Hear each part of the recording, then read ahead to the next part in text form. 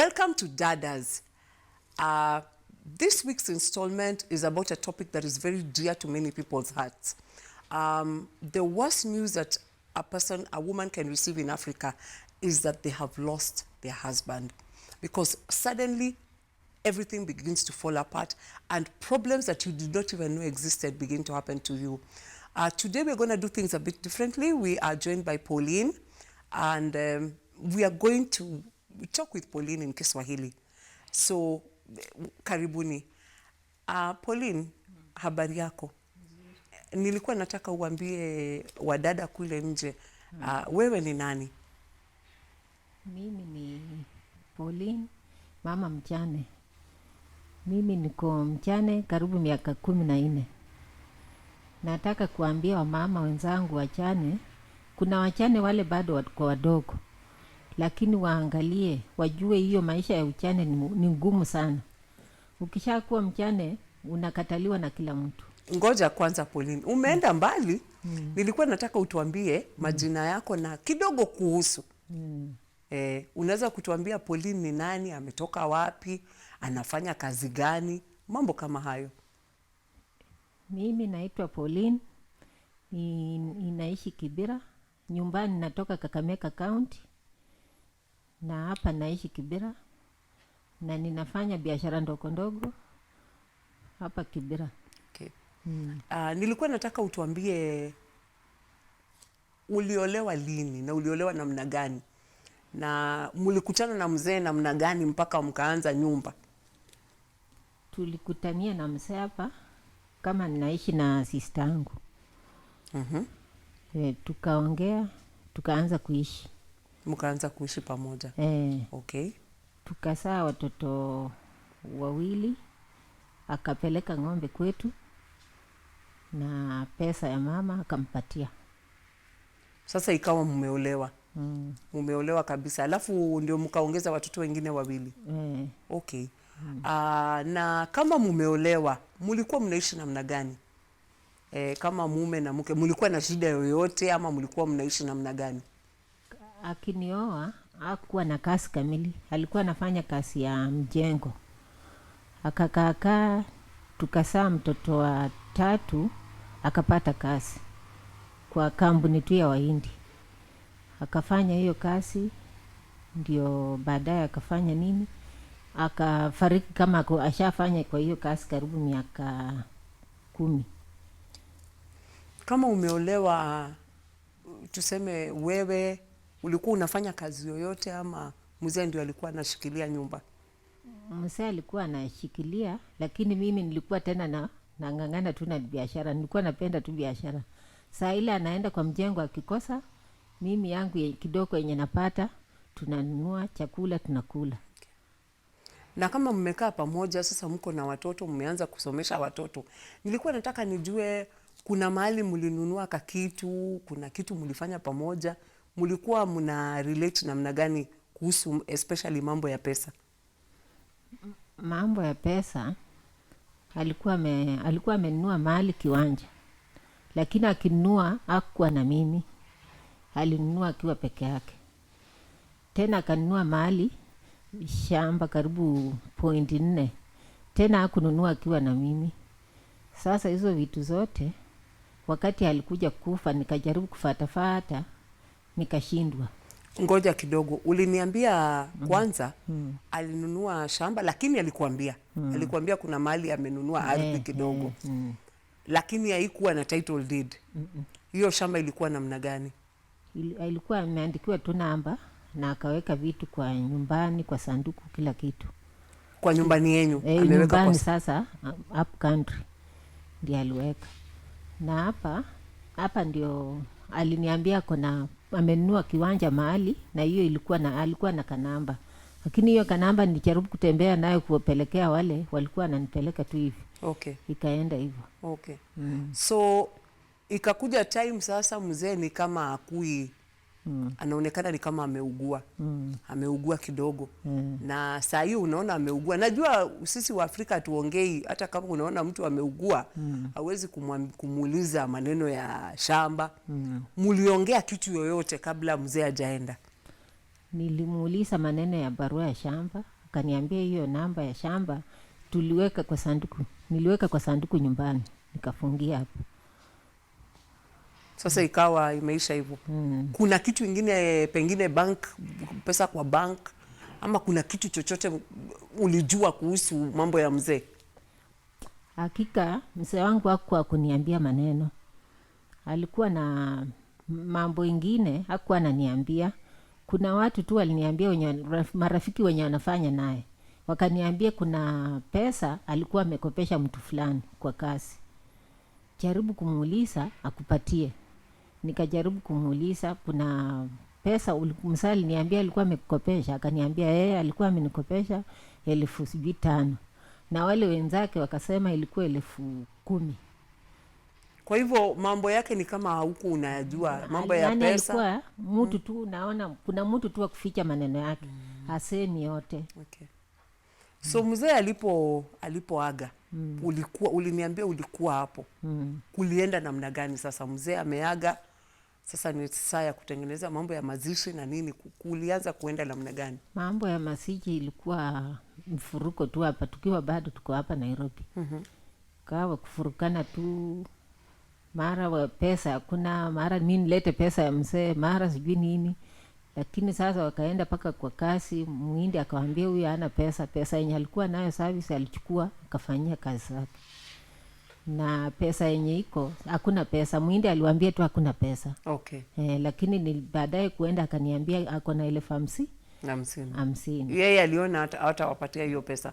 Kwa hivyo mzee ameenda. Ulikuwa umeniambia mbeleni kidogo kwamba saa ile mlifika nyumbani kukawa na maneno mengine. Wakasema mzee ni kama wewe sijui umefanya nini na mzee. Hebu nielezee kidogo. Wakasema mara huyu mtoto mwingine si wake wenye wamesalia Nairobi.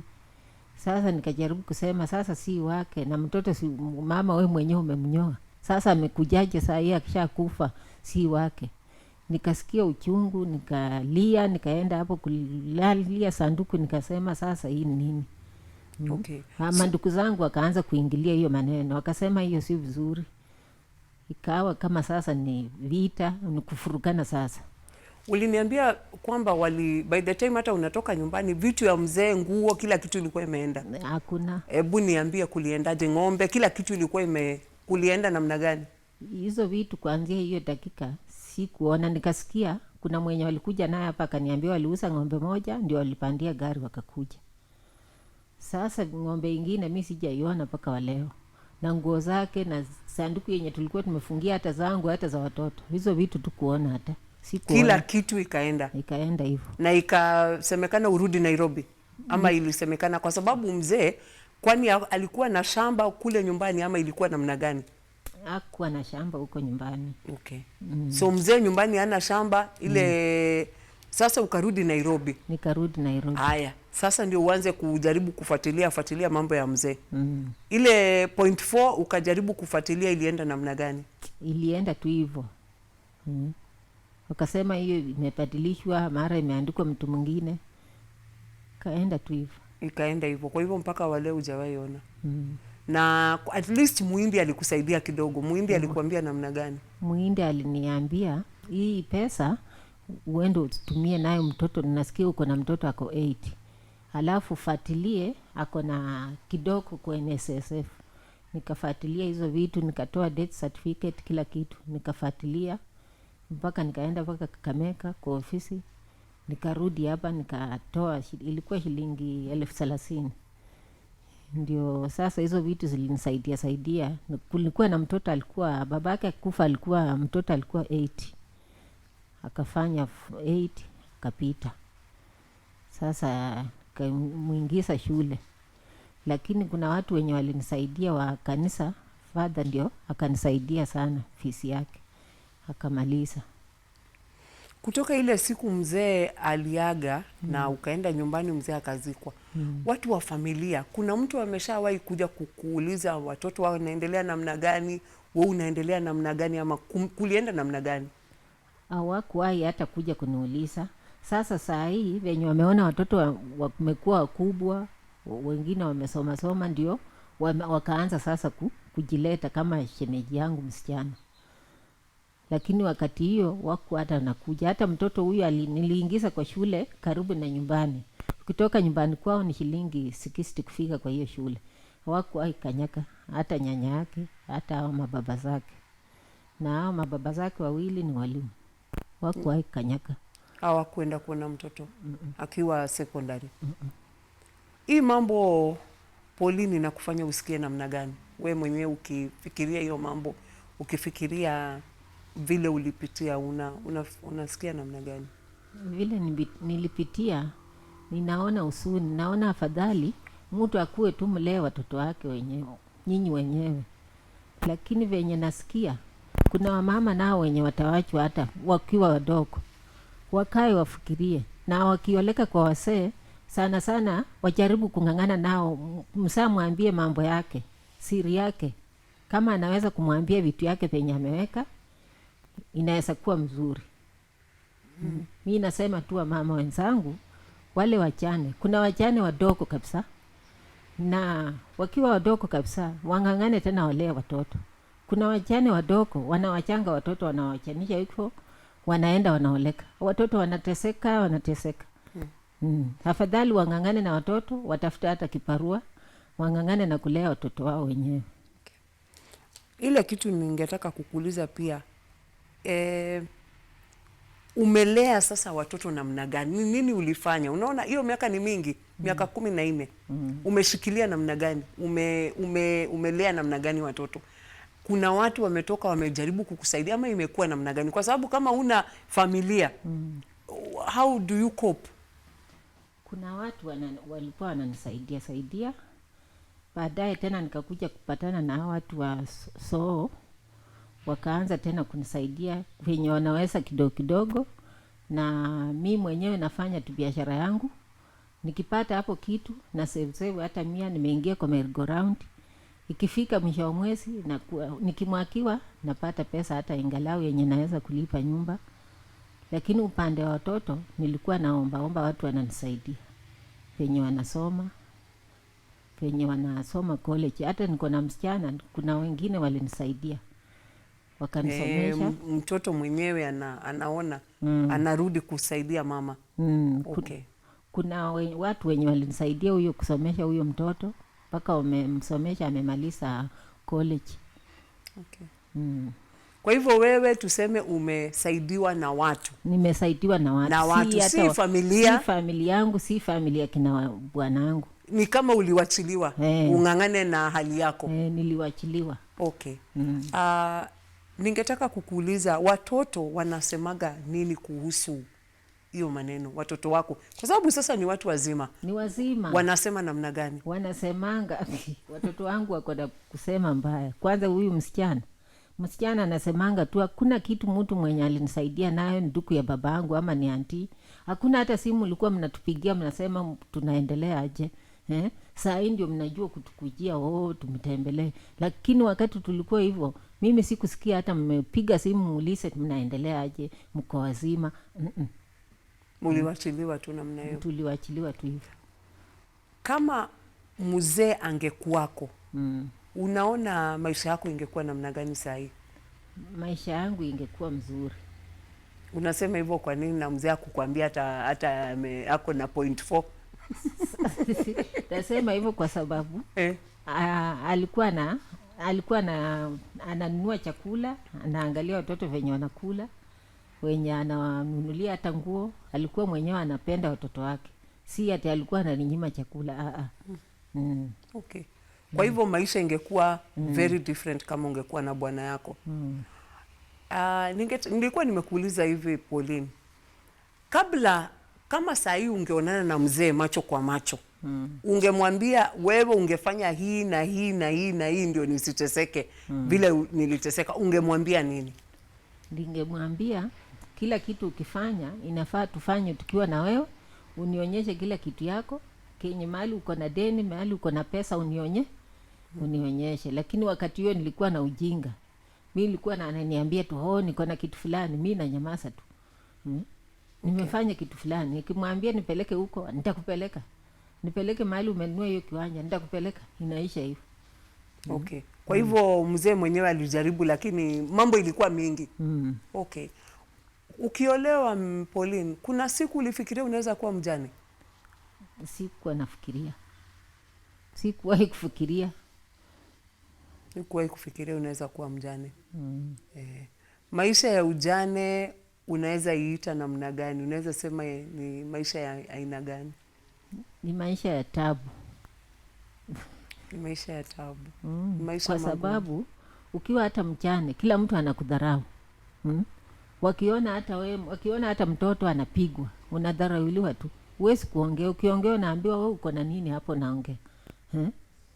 Uko na nini hapo naongea. Wamama wenzako wakikuona wanaona tu labda wewe unafikiria hao wase wao. Okay. Kwa nini hiyo miaka 14 hukufikiria kuolewa tena Pauline? Sikufikiria kuolewa tena kwa sababu niliona maisha ya kuolewa utawacha watoto wateseke. Na watoto hawana kwenye wataenda kuishi. Kama ni huko kwao watakuwa tu wafanyikazi. Mimi nikapiga hiyo kichwa nikaona hao watoto watakuwa tu wafanyikazi. Wacha mimi mwenyewe niombe Mungu nikingangana na watoto wangu. Okay. Sasa watoto wako ni wazee. Sasa wewe unakaribia uzeeni. Utaenda wapi sasa? Mpango iko namna gani? Sasa, na wewe sasa ni mjane, itakuwa namna gani? Sasa mimi kenye naombanga tu Mungu afungulia watoto wangu njia, wapate kazi, waweze kununua mahali, wanichengee kanyumba, niende nikae. Hiyo tu ndio mimi naomba kwa Mungu. Okay. Wapewe vibarua nzuri yenye wataweza kununulia hata kapoindi huko nyumbani, na wanichengee kanyumba na niende nikae. Okay. Nafikiri swali la mwisho ningetaka kukuuliza. Wewe kama mjane, unajibeba namna gani? Unajiona namna gani sasa? Nataka ufikirie kwa sababu Pauline umelea watoto 4 peke yako. Miaka 14 umelea watoto 4 bila kusaidiwa na mtu yeyote. Wewe mwenyewe ukijiangalia sasa, ukiangalia mahali umetoka safari mpaka hapa, unaweza kusema nini? Mimi naweza kusema ni Mungu tu. Ni Mungu tu ndio alinishikilia. Kwa sababu mwanadamu hawezi kuweza. Ni Mungu tu. Na ni maisha ngumu. Maisha ngumu ya kufikiria. Mwanzo nilikuwa nafikiria paka nakaa kwa nyumba naanza kulia. Naanza kulia sasa hii maisha nitatoboa. Lakini nilikuja nikajipea nguvu na nikaiweza. Asante sana Pauline. Asante sana kwa kutuambia habari ya maisha ya mjane. Umetuambia vizuri na umetuelezea vizuri maisha yako. Asante sana. Dadas, you are out there and you've heard Pauline's story. It's a tough life being a widow. We're going into a break. When we come back, we'll be hosting a gentleman who works with widows and knows the story of widows and orphans. So don't go.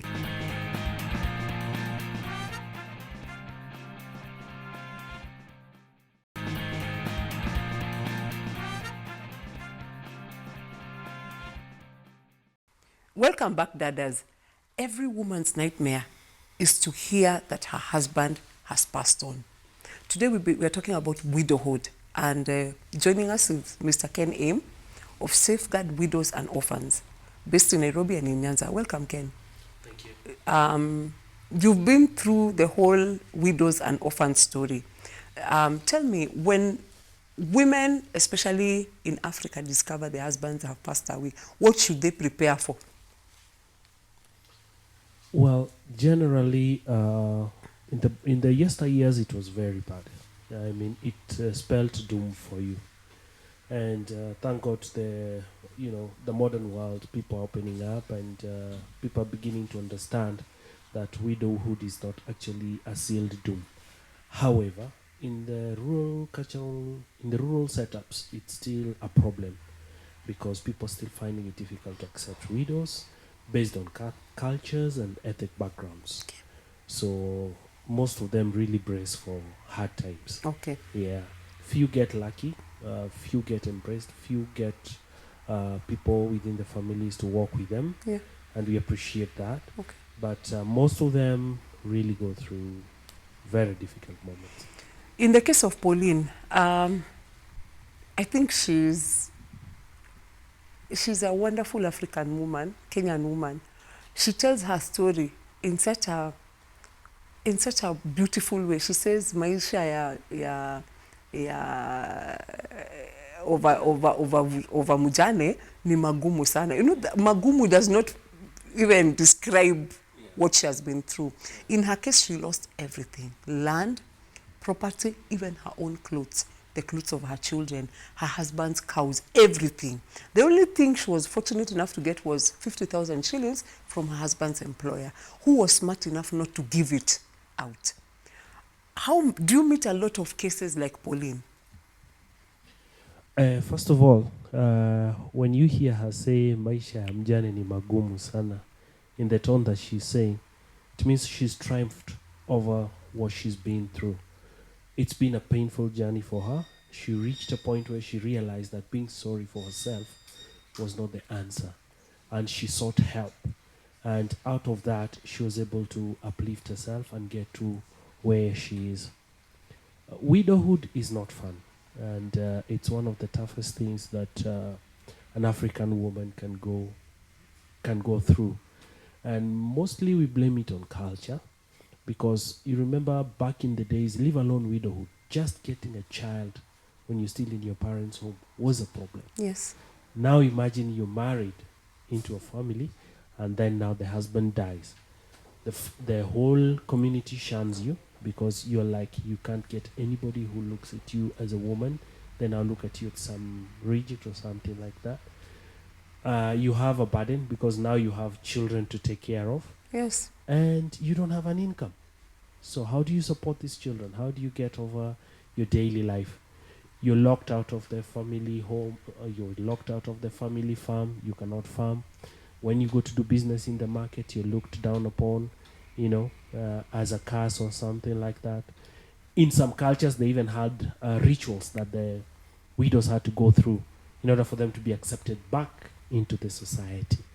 So it's normally not a walk in the park for most women, especially the ones who do not have proper income, those ones who, are suffering. Even those ones who have income also face their own challenges in their own way. They're those ones who are viewed as, they just want to take the husband's wealth and, squander it with other men and stuff like that. So it's a challenge in most cases. I feel very, very sad about this topic. I mean, I know I should not get involved, but this is something so dear to me. I think for me, my saddest thing is that the people who are supposed to protect you are the people who turn against you. But Ken, could it just be greed? I think we have taken something that was beautiful culturally, because I think when you are a widow, suddenly now the whole family rallied around you. And that is why even the brother to your husband married you. Because now you needed to be loved by someone and to be cared for. Could it be that we've just become greedy and mean, so that now we see somebody who's vulnerable and has no voice, and we now want to take advantage of them? Basically, it's greed. Because we've been working with widows, and we've been working, especially in the Western region, we've been fighting what we call wife inheritance. Yes. Now, if you follow the history of wife inheritance, it was actually originally meant for good. Because when you were married into a certain family, it was very difficult after you got children to be married in another family. So what they would used to say is, you'd get children in that family, your husband is dead. Then they'd ask you, the woman, to identify one of the cousins or the brothers of the husband whom you feel you could have courtship with. That was the original concept, so that you do not lose the land that your husband has. You do not lose, the children do not lose their identity. They are protected, because when you have children with the other cousin or whoever, they could relate to the other children because they are still in the same family. But that one was taken out of context and placed in a different way because of greed. Now, most people wanted to inherit their wives, not because they had interest in taking care of them, but to inherit the small piece of land that they had and all that kind of stuff. So the culture was taken out of place completely. And who was the victim? Who suffered? The woman. Okay? Because she ended up now being taken, you're being forced to marry someone whom you do not want. The person ends up abusing you. What is the end result you're left with? To walk out. Now, when you walk out, you have nowhere to go because your children cannot be accepted in the other families and stuff. They cannot fit in. All right? So when you walk out with them and then when they come back, they cannot get their inheritance because the uncles have happily divided the wealth amongst themselves. Where are you left? You're left hanging. All right? So most families ended up, most women ended up dying out of depression and suicides were there and all that kind of stuff. Some triumphed and were able to get back on their feet, but it was a disaster. Yes. What are you doing, Ken? Because we've painted a very grim picture.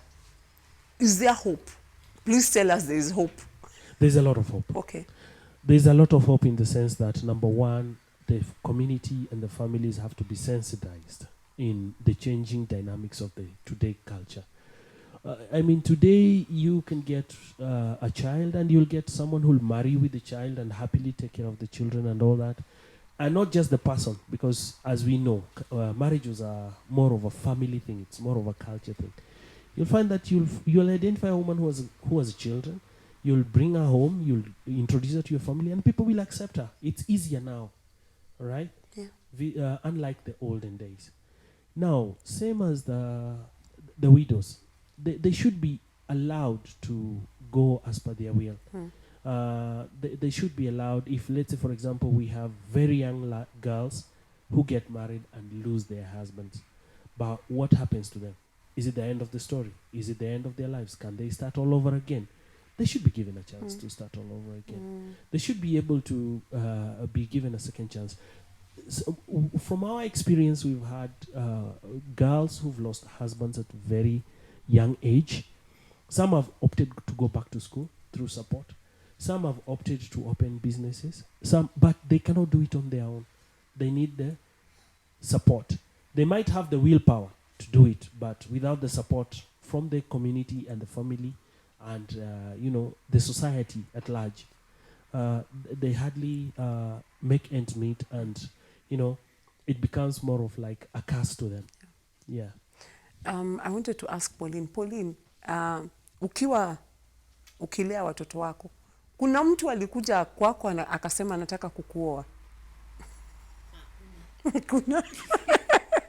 Hakuna hata mtu mmoja alisema we ni mrembo na nataka kukuoa? Ama walikuwa na mchezo? Ilikuwa mzaha? Ilikuwa watu wa mchezo?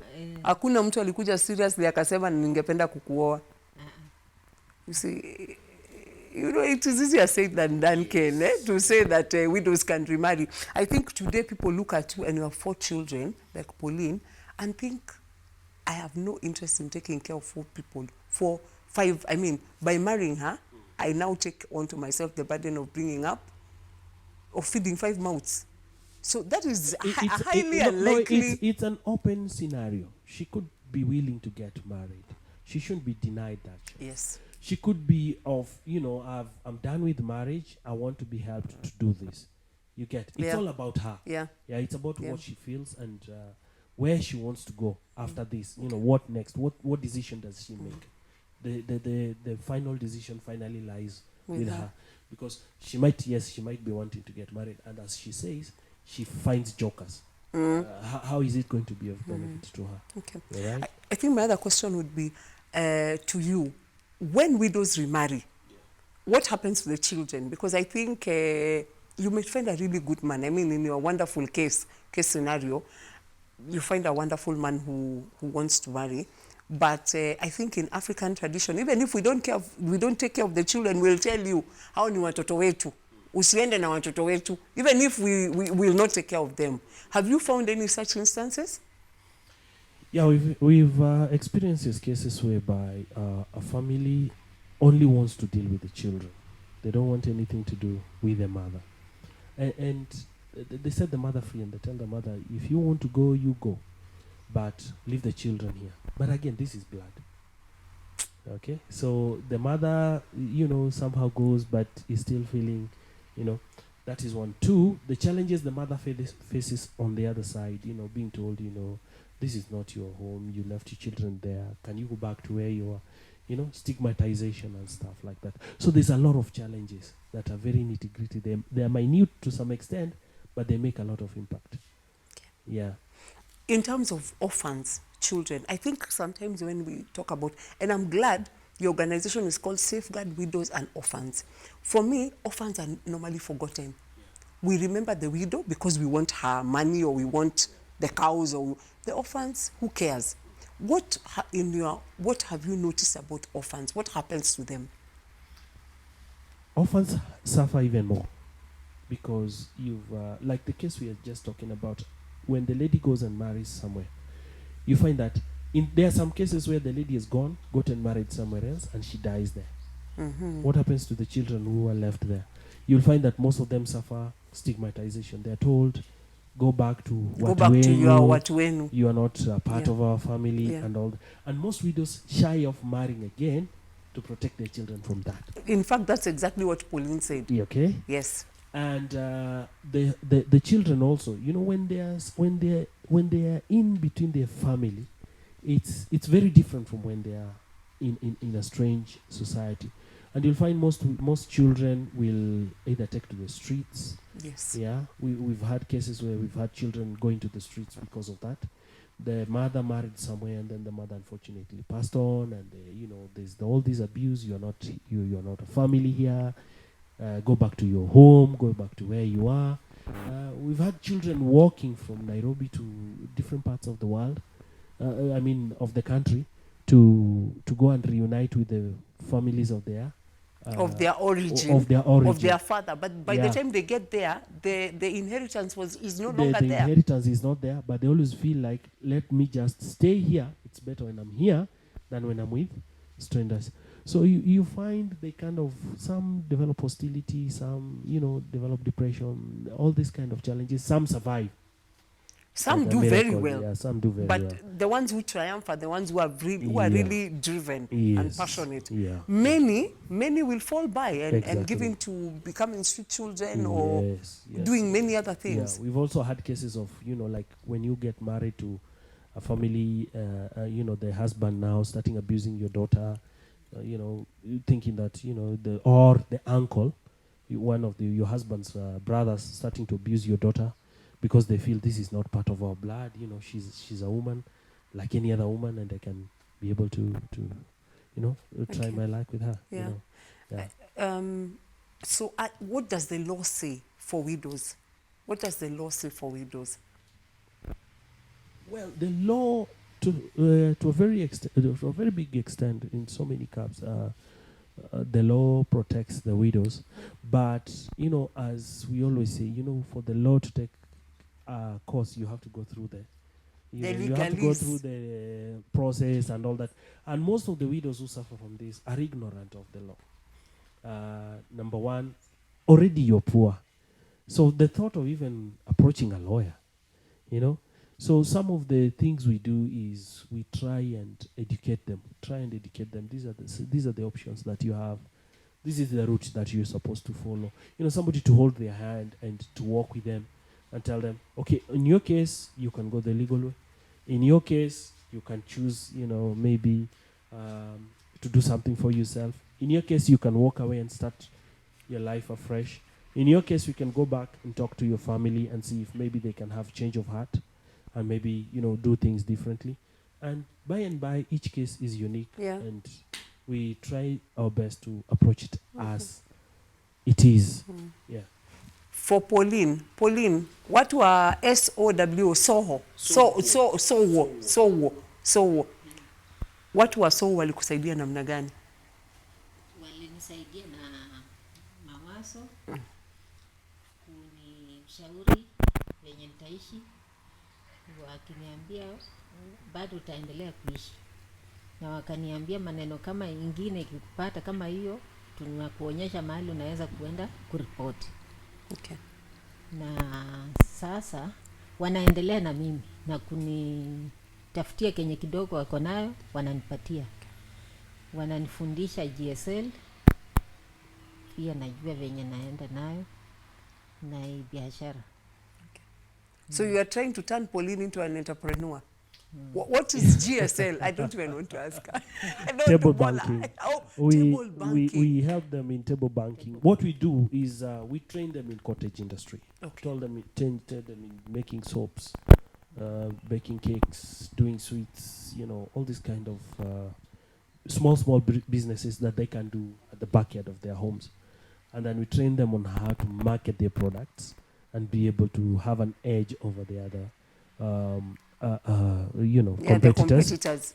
Then after that, this is somebody who didn't have an income.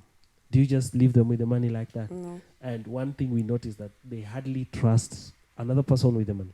So what you have to do is you have to train them on how to be able to do their little saving and be able to either borrow and expand their business or borrow and, do some development of their towards their lives, something that can help them improve their lives. Like, for example, maybe buy a plot, build a house, pay school fees and stuff like that. Yeah, Pauline is nodding. She can hear everything we can say. It's just that she can't respond in English. Yes. That is amazing. The other thing I wanted to ask you is, what can men do? What can men do? Because men, if you listen to Pauline's story, her husband left her in a lurch, abandoned her. Really, when you think about it, I mean, sort of did not tell her they own property, was very secretive. I don't know, this is typical Kenyan men, African men, they talk to other men in the pub, everything is a big secret. And then, unfortunately, men today die earlier than women. It's true. What can you tell men? And there are men who watch this show, by the way. I get a lot of calls from men. Nilikuona kwa TV. Yeah. Basically, when it comes to everything you're doing in the house, I think your best friend is your wife. She's the one who should be the custodian of everything, because anything can happen to you at any time. She should be able to point a finger and tell you this is where, this is what. In the older days, men used to feel like, I'll do it at my own given time, because nobody believes they'll die except the other person. They always feel, I'll be there tomorrow. In a marriage, especially, the men believe they'll outlast I'll the be there woman. tomorrow. I'll be able to show when time comes. It's the assumption. When time comes, I'll show my wife this. Or no, it's not necessary. I won't show my wife. I'll wait for my son to get about 10, 15 years. Then I'll show him, this is your plot. This is where I want to leave your mom or something like that. It's a long shot. You don't know what tomorrow brings, Sudden deaths are common. You can drop dead tomorrow, God forbid. We have so many new complications that are coming in, because of the lifestyle we are leading now. So I think the best thing would be share it with your wife, at least. Let her know what is happening in your life, and trust her with the little you have. You get, after all, even if she took over the people she's going to take care of are your kids. Yeah, okay? Because like now Pauline is waiting, and it's a wonderful thing, but she's waiting for her children, because had she gotten a piece of land, she would be thinking of how she's going to settle down now. Yeah. She's finished with bringing up her children. She's ready to go and retire, but she has nowhere to go. She cannot go back home. She cannot go back to her husband's home. She's hoping her children can buy her a plot and settle her, which is very unfortunate, because her husband left her land. So what about the women? Should women have a plan B? I've been wondering about this, and I'm now bringing it up. Should we prepare for you people to fall dead? No. It's a communal thing. It's a community thing. It's a family thing. You get. We've had a case whereby the lady, the husband died. She was kicked out with the family. She struggled. She was in a better position than Pauline. She was able to struggle and buy a piece of land somewhere else. She brought up the kids, and somewhere along the way, unfortunately, she died. Now, when she died, the family of the husband now comes back. Oh, no. Oh, And no, now they want don't. they want to, she was able to build a small house for the children. She was able to buy herself, and they now come back. And when they come back, now they want to now take over the house that she's built, and they want to go to the rural, where she literally moved from that home and went to buy a piece of land somewhere else. Okay? She had a plan B. But Yeah. who are messing her up now? It's true. The community. The community. Okay. So what would you tell families? Because I think families need to be told the truth. Brothers, uncles, watu kama hao, they need to, and I'm sorry to say this, let's talk to the male gender again. This is your nephew, your niece, your brother's wife. Put yourself in their shoe and ask yourself, if it was you, If you are the one who was if dead. you're the one who was, no, whose father was dead, Yes. and he left you this, and you cannot get it, because your uncle somewhere feels that he deserves it, how would you feel? How did it affect your life? Yeah. You get, because tables can turn. Yeah. You know, you could be chasing after your late brother's inheritance, and then tomorrow you're knocked down by a vehicle or something happens and you die. What happens to your children? Okay? What example, what precedent are you setting with your children amongst themselves? Are you teaching them to, hog each other's space? Are you teaching them to not respect each other's property? All right? Because, you see, your children are watching you. Yes. But as in the matter, at the heat of the moment in your greed, you're forgetting that your own children are watching your own actions. And what happens when now later, maybe now your son or one of your sons, if you have two sons, one dies, and the other one wants to take the other one's property. What happens if, let's say, for example, you've worked so hard, you've created inheritance, and maybe your children now turn against you, and they want to clear you to get hold of that.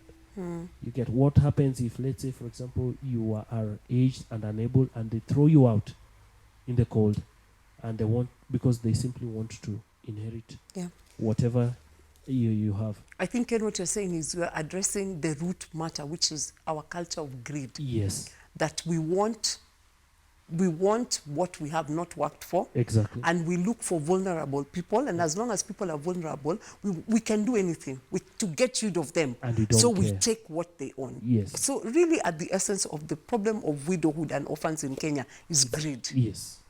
And so what a sad indictment for us as Kenyans, that we got here because we are just greedy.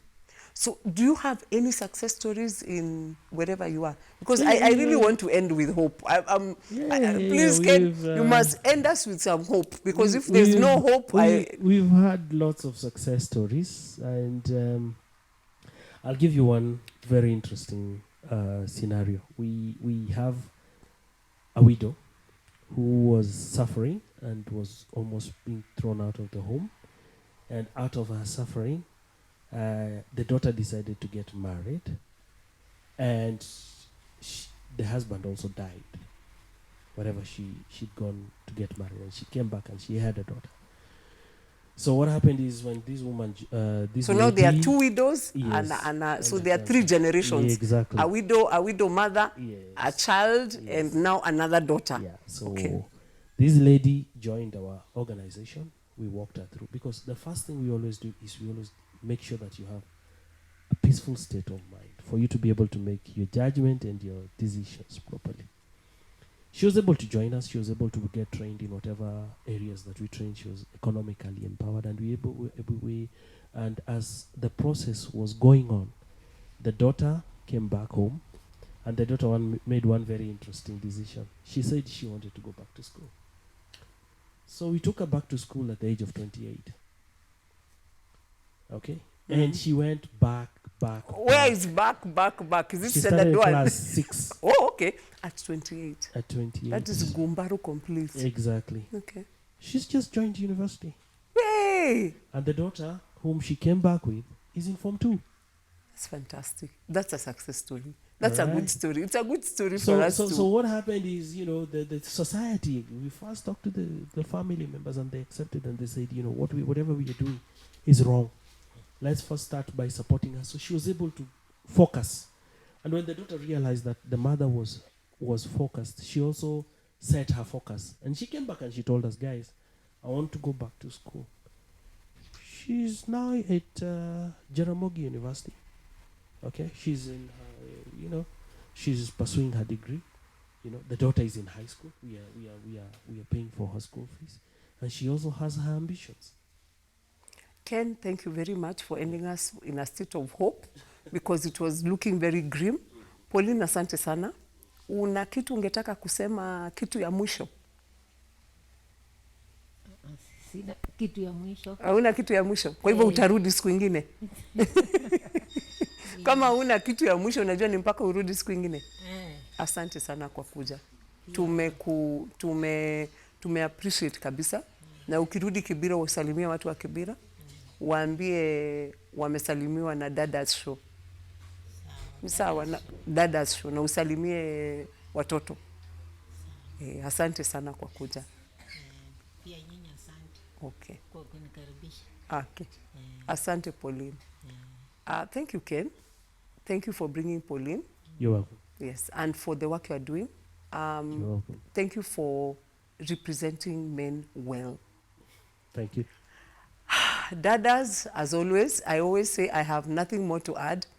I am as moved as you are, and you've had it. It's not all gloom and doom. There is hope if you're a widow. Hang in there. The best is yet to come. So have a great week. Baraka.